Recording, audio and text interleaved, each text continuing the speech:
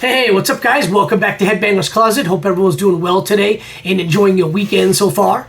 So this video is going to be my response to a thread, a challenge that George over at George G's Room of Rock put out.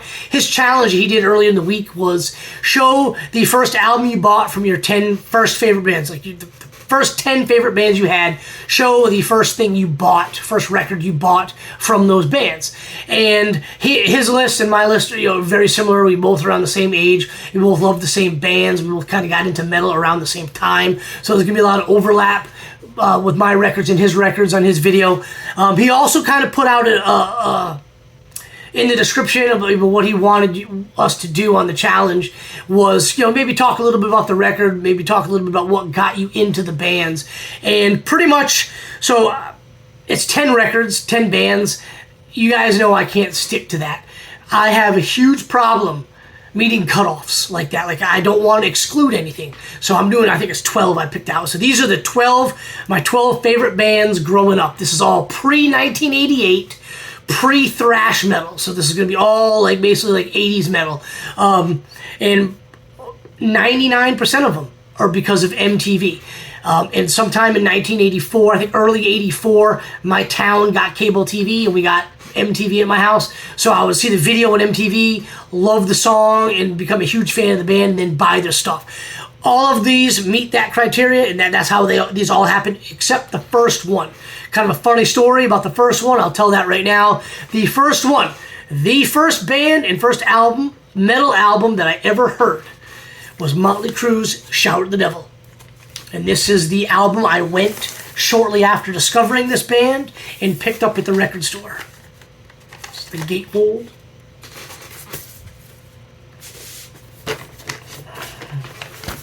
Pull it out here. Oh, there's the pentagram jacket. Let me turn this off right quick. So yeah, all right, so how did I get into Motley Crue? I think I've told this story before, but I went to Catholic school, kindergarten through 8th grade. Each grade had its own class. It was one class for kindergarten, one class for first, one class second grade, third grade, on and on. This came out in 83, before MTV got to my town, and although I did see the video after discovering the band, I'll get to that in a second. But every day before school at Catholic school, as a kindergarten through 12th grade, I went kindergarten through 8th grade. I went kindergarten through 5th, and every day before school started, the bell would ring. You get in line to go into the building. But every day, kids would hang out in the playground, play in the in the monkey bars or whatever. Some kids would throw the football, and I was usually one of those kids throwing the football around. But some older kids one day had a boombox, and I walked over to them. They were playing some music, and I walked over to them and sat. And it was a small school, even though there was kindergarten through 8th grade. We all kind of knew each other, and it was this kid that I knew who was a grade ahead of me. It was his older brother who was in the 7th grade, and he was playing this album, Motley Crue's Shout at the Devil. The song was Looks That Kill, third track on the album, second song on the album, and I was like, holy shit, this is like nothing I've ever heard before. I mean, the guitars blew me away. I mean, absolutely blew me away. Grabbed my attention, sucked me right in. I loved it from the minute I heard the first note. And I just remember thinking, this is like nothing I've heard before. At that time, I'm listening to stuff that my mom listened to. Rod Stewart, Barbra Streisand, the Bee Gees, ABBA, Fleetwood Mac, bands like that, Air Supply, stuff like that, and we listened to her cassettes in the car wherever we went anywhere. So this is the first metal I ever heard, and I loved it. And got this album right here in my hand shortly after, maybe a few weeks after I heard the album. It was the the second record I bought with my own money. I will not mention what the first one was. Maybe one day I'll tell that story. It's not a metal record at all. But yeah, this is the second album I ever bought with my own money. My mom would not buy it because of this, so I had to pick it up with my own money. I bought it when I went to the store with my aunt, because I think even if I bought my own money, my mom was with me, she wouldn't let me buy the damn thing. So, but I got it.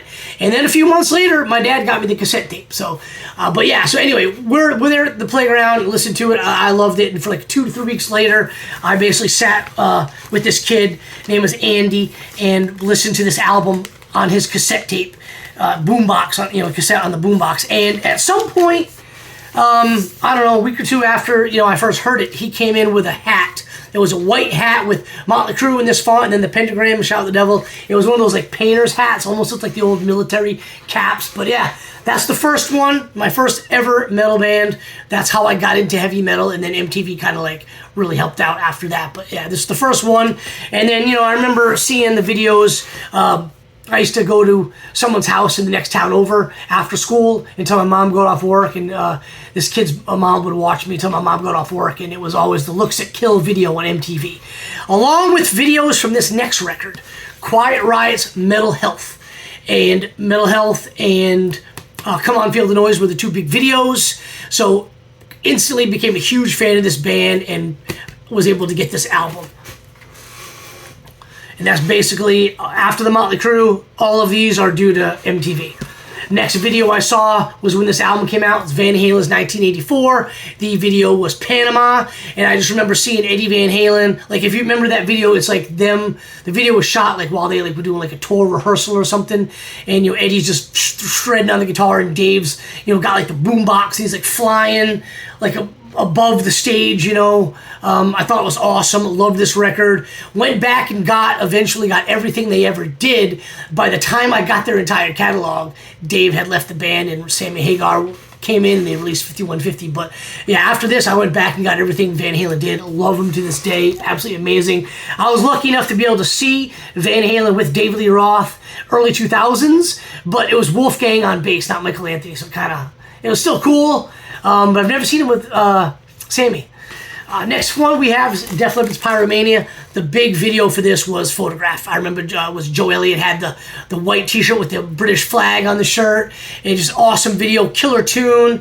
Foolin' was another great one. The album kicks off with Rock Till You Drop. Love that song. Love Def Leppard. Their entire catalog from the first album, and then I got off the ride. It was the album, I think, came out like, 90 or 91. It had the song Rocket. It was Rocket, yeah. That was the one I kind of like, I got off the ride. But everything prior to that album, Pyromania included, everything was awesome. Love Def Leppard. Early Def Leppard is absolutely amazing. And this album was no different. Next one we have is Rats Out of the Cellar, Round and Round, Back for More with the two big videos. Also, lack of communication. Back for More featured Nikki Sixx and Tommy Lee from Motley Crue doing cameos in the video. They were cops. But yeah, awesome album. Another one of those records that I fell in love with the band because of MTV, the Round and Round and the Back for More video, Round and Round mainly, but awesome stuff right here. And before I go any further, like I'm trying to keep these in kind of chronological order of when I got into the band. At some point, that's going to end. I mean, I don't really know when that's going to end, but it was kind of like that early 80s, 83, 84, 85, 86 type of stuff.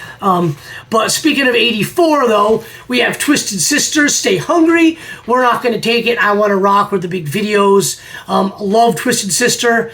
I've got pretty much everything they've ever put out minus the Christmas record. I love these guys. I think they're an excellent band.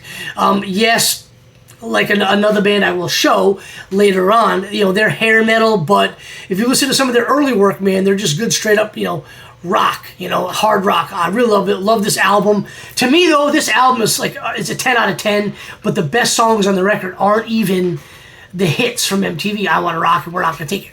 Stay Hungry is a great tune. Burnin' Hell, Captain Howdy, Street Justice is amazing. The Price, Don't Let Me Down, The Beast, SMF. The Beast is probably the best song on the freaking album. This album is amazing from start to finish. Absolutely love it. A huge part of my childhood growing up. Still listen to it to this day. In fact, I listen to all these albums quite regularly.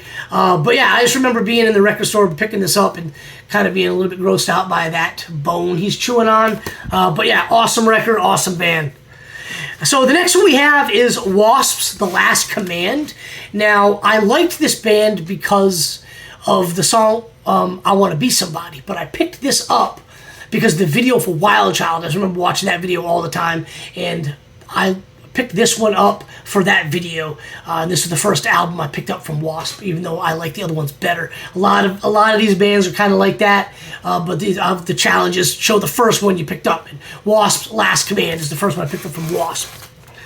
Now, this next one is kind of odd. So it's Judas Priest, Hellbent for Leather, which I believe this came out, what, 79? So the British Steel was the big album growing up in the early 80s with Breaking the Law as the big video. There was a couple of the videos from that album.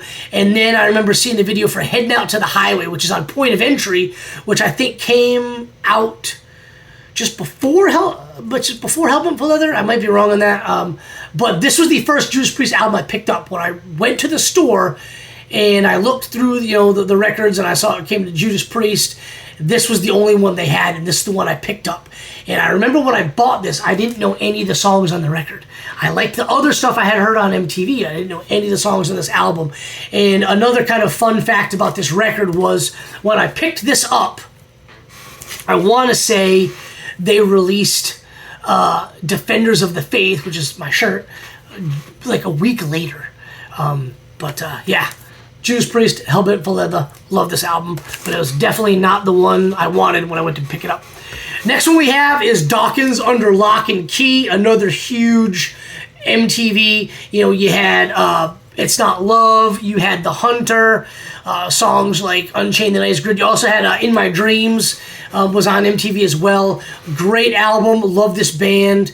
And this band right here, actually, there was some fraud, I guess, is what it is. So they were supposed to play at a restaurant bar about 30 minutes away from me a couple of summers ago.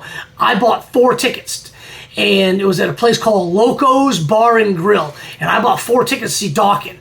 Well, apparently the owner of that place, was some of the 80s bands were touring, because he had Tom Kiefer from Cinderella come as booked as well. So he had all these acts booked, and the restaurant shut down, and he never paid them.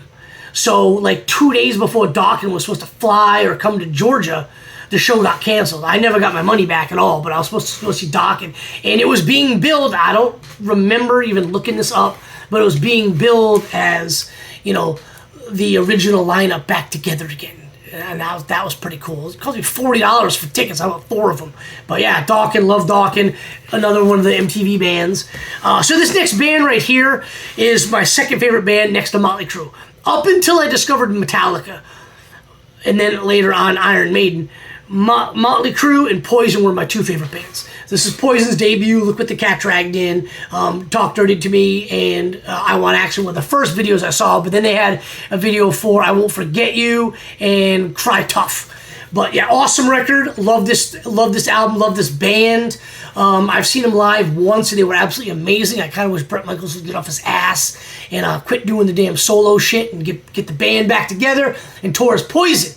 I'd love to see Poison one more time.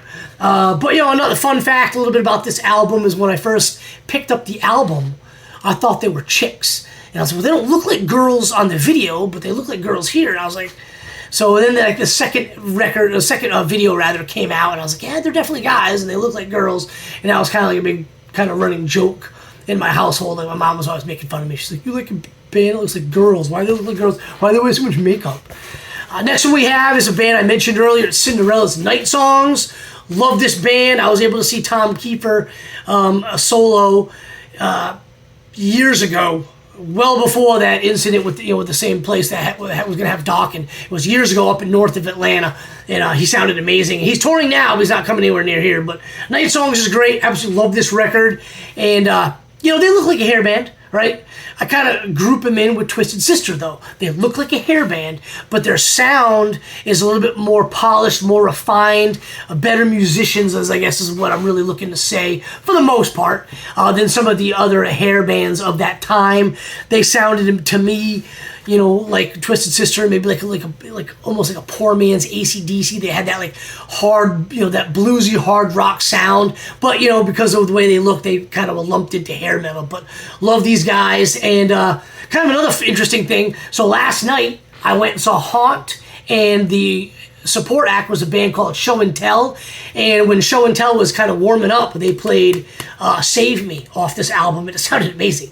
They did a really good job last night too, and I'll talk about that show in another video. But Cinderella, Night Songs, great one. And then the last one, I believe this is the 12th one, can't have a video like this without Ozzy. I've been a huge Ozzy fan since Blizzard of Oz came out. Oh, well, actually, no, that's not true. I think it was Diary of a Madman. That's when I became an Ozzy fan. But I love Blizzard of Oz. I love Bark at the Moon, Diary of a Madman. Love all those albums. And when this was the first album I picked up from Ozzy. When this album came out, the single on MTV was Ultimate Sin, and I loved that tune. I was able to pick up this record. So even though I was an Ozzy fan, this was the first album from Ozzy that I was able to buy. So yeah, Ozzy's Ultimate Sin. Absolutely love the record.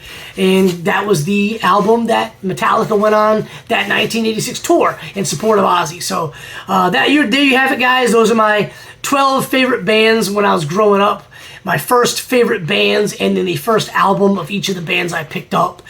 So yeah, I hope you guys dig the video. Go check out George's video. Super cool idea that he had to kind of get everybody in the VC involved and, you know, do their own video and, you know, get to know everybody in the vinyl community. So cool idea, George.